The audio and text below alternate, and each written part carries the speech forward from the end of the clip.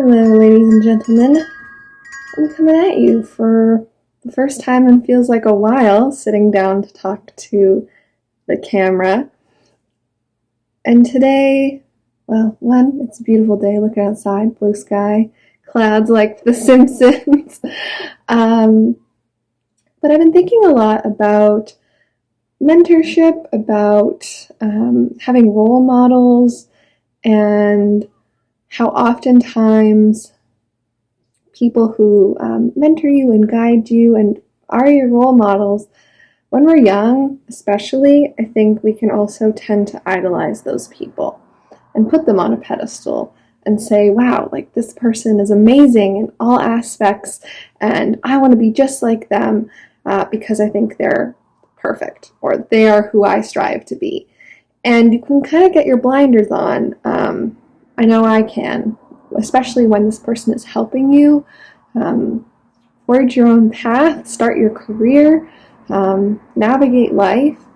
You can begin to see them almost as an altruistic savior figure in your life.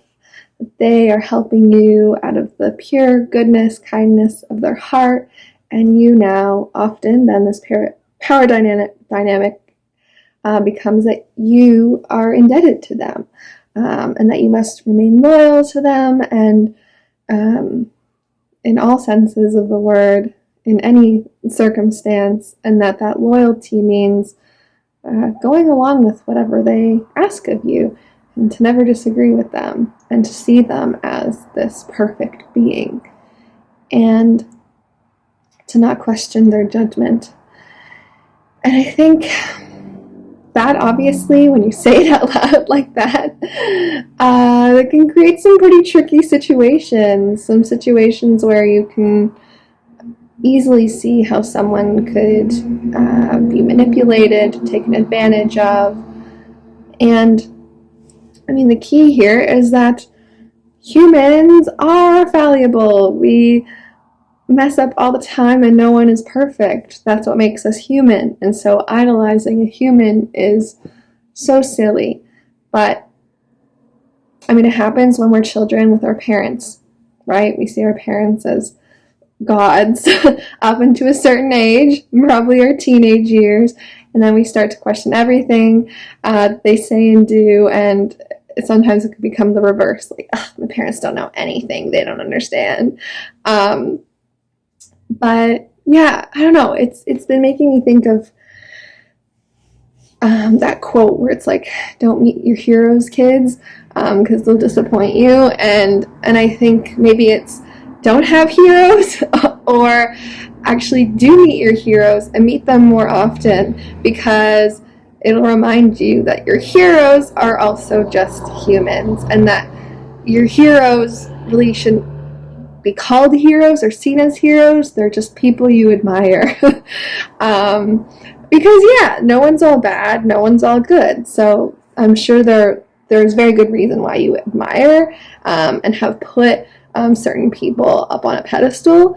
But I think it's really important to continue to remind yourself, and not in like a mean way, like, they don't do this right and they don't do that right, or they need to work on this. But it's a good reminder that, yeah, everyone, anyone in your life will disappoint you at some point. Not because they want to, but because, yeah, they're a totally different person who has flaws.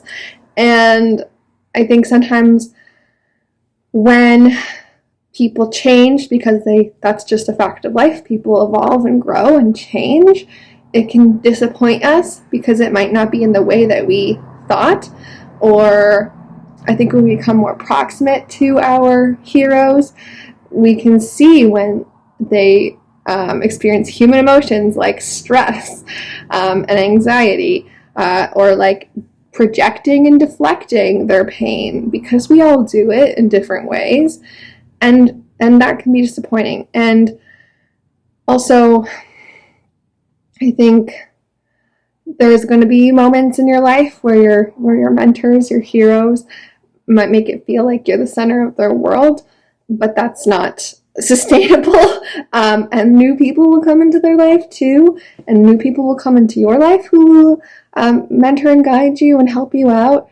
And so there's going to be people on both ends coming into both of your lives, and it's important to make space for those new people and not be threatened by that, and I guess just to understand that this is a natural part of the process. And I think this transition can be a bit harder when you have this power dynamic where it's like, you are my one God and you are my like perfect little follower, and we have to allow, everyone, each of us, the space to grow and change and evolve. And again, I think sometimes in these sorts of power dynamics, I've talked about this in the context of parents and children. It can be hard when your parents only saw you as a certain kind of kid, and then you grow up and you become a teenager or a young adult and you start forming your own ideas, and then it's scary to let them into the new parts of who you are. You're still the same person at your core, but it can be scary to be like, hey mom, hey dad, like actually I'm bi, and I just like realized that, or actually I'm vegan now, or actually I don't know, so many different things. I like the color purple and not blue now. Like whatever it is, it can be hard to break those patterns of behavior, break the image of how people used to perceive you or perceive you still, because it's like defying expectations, and you're kind of putting a bit out there to say, hey, like I've changed a little bit. Do you still love me? Do you still care? Do you still accept me now that I look a little bit different than you're used to? So yeah, I don't know. I think I'm still mulling over a lot of these things as it relates to a current situation in my life.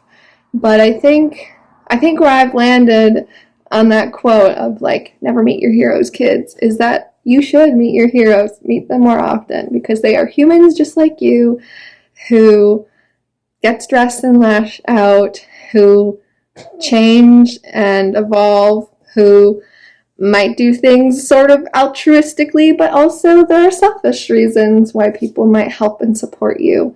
And, you don't owe anyone anything.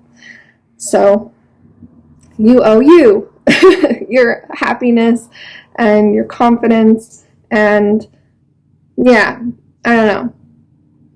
Now I could just go on. I feel like I feel another tangent coming on, so I think I'm going to leave it there. But I just encourage you to think about if there are people in your life currently, or if there have been moments in your life where people may have disappointed you, and perhaps it was because you had a certain image of them. Maybe you had them up on a pedestal, and they kind of crashed that, they broke that facade, and they became human to you, and that might have been hard to accept. Yeah, and that probably has happened on the reverse end, you to other people. But yeah, I hope this gives you something to ponder. It's nice to talk to the camera, to you folks again. Happy Canada Day. This is when I'm filming it. If you're in Canada, happy Canada Day. Hope you enjoy time with friends and family over this long weekend. Take care, and I'll see you in the next one. Bye.